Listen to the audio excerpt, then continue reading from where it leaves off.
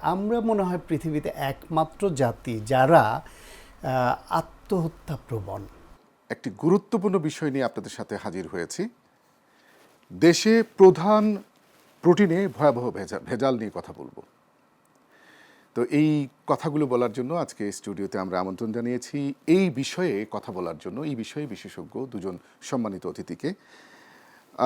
Doctor Sakhawat Hossain Sayanta, চিকিৎসক ও রাজনৈতিক বিশ্লেষক, স্বাগত আপনাকে অনুষ্ঠানে।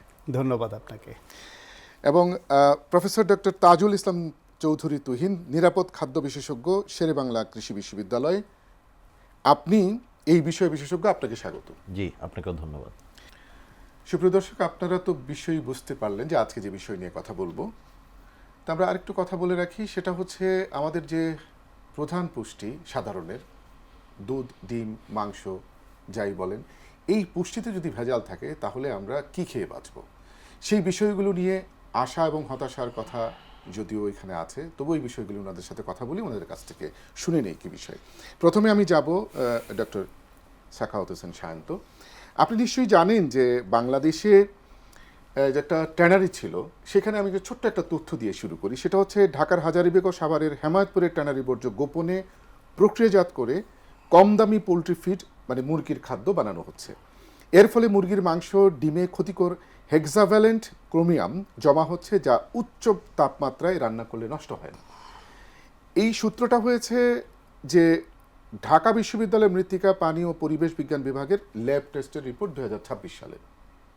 এখন এই সাধারণের পুষ্টিতে যদি এই সমস্যা থাকে, তাহলে আমাদের আসলে করণীয় কি সাধারণ মানুষের? আর হচ্ছে এই বিষয়ে সরকারের নিশ্চয়ই নজর আছে, কিন্তু সেই নজরটা কি আমরা দৃশ্যমান হবে কিনা একটু বলবেন। জি, আপনাকে এবং আমার সহ আলোচক দুজনকে ধন্যবাদ, এবং যারা শুনছেন তাদের জন্য শুভকামনা রইল।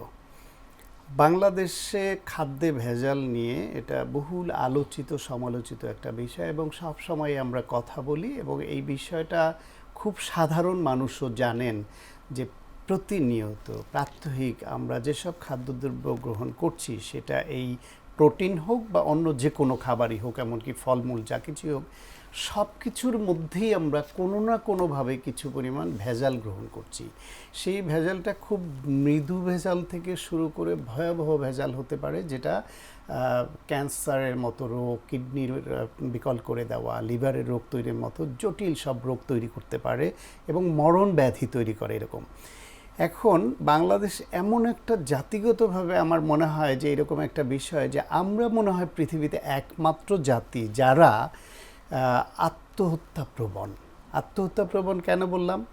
নিজেরা জেনে বুঝে স্বেচ্ছায় নিজের খাবারে বিষ মিশিয়ে খাই, নিজের সন্তানকে খাওয়াই, নিজের সন্তানকেও খাওয়াচ্ছি। কখনো কখনো একটু চালাক যারা, ওরা মনে করে যে আমি যে ভেজালটা দিচ্ছি এই প্রোডাক্টটা তো আমরা খাবো না, অন্যে খাবে, তো অন্যের জন্য বাজারজাতকরণ করে।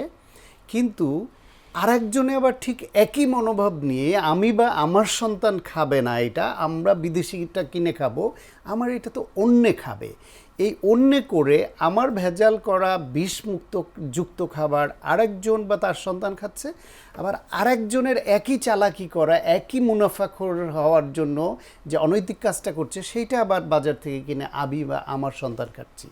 আলটিমেটলি কিন্তু এর বাইরে আমরা কেউই না। এখন আপনি যেটা বললেন যে বাংলাদেশের মধ্যবিত্তের জন্য তুলনামূলক কম দামে পুষ্টির নিশ্চয়তা বিধানের জন্য, বা আমার সন্তানের মুখে মধ্যবিত্ত পরিবারের বা সাধারণ নিম্নবিত্ত অনেকে এক সাধারণ তাদের মুখে তুলে দেওয়ার জন্য দুইটা কমন জিনিস, একটা হচ্ছে ডিম আর একটা হচ্ছে ফার্মের মুরগির মাংস।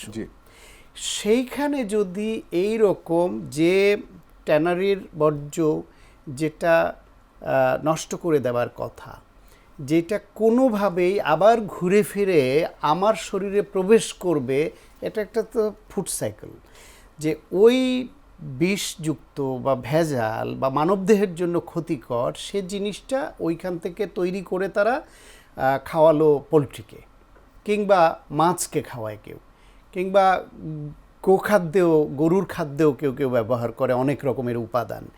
এটা যদি মনে করা হয় যে আমি এটা তো মুরগিকে খাওয়াচ্ছি, মানুষকে তো খাওয়াচ্ছি না, আমি এটা মাছকে খাওয়াচ্ছি, মানুষকে তো খাওয়াচ্ছি না।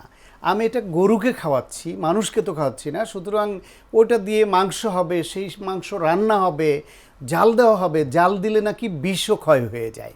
কিন্তু আসলে এটা বৈজ্ঞানিকভাবে তো প্রমাণিত যে যদি পোলট্রি ফিড ওই রকম ভেজালযুক্ত হয়, তার মধ্যে কিছু উপাদান আছে যেটা উচ্চ তাপমাত্রায় 100 ডিগ্রি সেলসিয়াস তাপমাত্রায় ফুটালে বা রান্না করলেও নষ্ট হয় না। নষ্ট হয় না, right. তার মানে ওই ভেজাল বা বিষযুক্ত খাবারটা খাচ্ছে আমার হাঁস মুরগি অথবা আমার গরু বা মাছ। আমরা ওই যে হাঁস মুরগি বা গরুর মাংসটা খাচ্ছি, আমরা যে মাছ খাচ্ছি, এর মাধ্যমে ওই পোলট্রি ফিডের যে ভেজালটা, যে দূষিত উপাদানটা, যে ক্ষতিকর উপাদানটা, সেটা আমার শরীরে, আপনার শরীরে প্রবেশ করছে এবং আমার রোগ তৈরিতে সেটা ভূমিকা রাখছে। ফলে জনস্বাস্থ্যের জন্য সাংঘাতিক হুমকি হয়ে দাঁড়াচ্ছে। দিনের পর দিন এটা চলে আসছে। কেউ কেউ হয়তো খুব মান নিয়ন্ত্রণ করে, কিন্তু অনেকেই তো করে না। এখন কে যে মান নিয়ন্ত্রণ করছে বা কে যে করছে না, এটা ধরাও মুশকিল। ফলে আমাদের জনস্বাস্থ্যের কথা বিবেচনায় বর্তমান সরকার যেহেতু শুরু থেকে এই ব্যাপারে খুব সতর্ক, স্বাস্থ্যে এবার বাজেট বাড়ানো হয়েছে, স্বাস্থ্য খাতে, শিক্ষায় বাজেট বাড়ানো হয়েছে। কারণ কি? আমরা একটা হেলদি জাতি তৈরি করতে চাই, সেটা এই সরকারের অঙ্গীকার। তাহলে আপনি যদি ওই যেসব জায়গা উৎস, যেখান থেকে ভেজালটা যুক্ত হয়ে আসছে, ওইখানে যদি আপনি সেফগার্ড না থাকে, ওইখানে যদি সরকার নজর এবং নজরদারি দুটোই না চালায়, এই জায়গাটা একটা ইনফরমেশন দিয়ে আপনাকে, সেটা হলো যে দেখেন, পরিবেশ মন্ত্রণালয়ের এনভায়রনমেন্টাল কনজারভেশন রুল 2023-এর ফর্ম 5-এর 10 কলামে বলা আছে স্পষ্টত প্রত্যেকটা ইন্ডাস্ট্রির কার্যক্রমের ফলে প্রতিদিনের সৃষ্ট বর্জ্য, তার পরিমাণ এবং উৎস উল্লেখ করা বাধ্যতামূলক, তার লাইসেন্সে লেখা আছে। তাহলে ধরেন এইটা মনোহর ভাই, হয় কি, বাংলাদেশে এরকম কাগজে কলমে অনেক কিছু থাকে, সেটা কতটা পালন করা হয়, মানা হয়, সেটা গুরুত্বপূর্ণ, এটা তদারকি দরকার। আর একটা হচ্ছে গিয়ে আমাদের ধরেন বিভিন্ন প্রতিষ্ঠান করার জন্য, এই যে আপনি শিল্প বলেন, হাসপাতাল, ক্লিনিক, অন্যান্য প্রতিষ্ঠান, অনেকগুলা প্রতিষ্ঠানের অনুমোদন লাগে। এই অনুমোদনের প্রক্রিয়াটাও জটিল করে রাখা হয়েছে এবং সেখানে অনৈতিক লেনদেন ছাড়া এই অনুমোদনটা পাওয়াও খুব কঠিন। তখন কেউ যদি সৎভাবে করে, তার জন্যও কঠিন। তখন অনেকে মনে করে আমার যেহেতু ঘুষ দিয়ে অনুমোদন নিতে হবে, তাহলে এটা পুরোপুরি করে ইন্সপেকশন করে অত করার কি দরকার, ওদের কিছু দিয়ে দাও। এই যে বাংলাদেশে যে অনৈতিক প্রক্রিয়া সব সেক্টরে, তার প্রভাব কিন্তু এইখানেও পড়ে। ফলে আপনি এককভাবে একটা সেক্টরকে ভালোও করতে পারবেন না, একটা সেক্টরকে দায়ী করে লাভ হবে না। ফলে সামগ্রিকভাবে আমাদের এখানে যে অনৈতিকতা, যে ম্যাল প্র্যাকটিস, দুর্নীতি এবং এই যে প্রাতিষ্ঠানিক এই যে অনুমোদনের রিলেটেড যে জটিলতা, এটাকে কি করে সহজীকরণ করা যায় এবং স্বচ্ছতার সঙ্গে করা যায়, আমি যেটুকু চাই ওটুকু আমি পেতেও চাই, এই মনোভাব নিয়ে করতে হবে। সেটা যদি আপনি এনশিওর করতে পারে এই সরকার, তাহলে মানুষের জনস্বাস্থ্যও রক্ষা হবে, দেশের দুর্নীতি কমবে, এই জটিলতা কমবে, অনেক কিছুই স্বচ্ছতার মধ্যে চলে আসবে।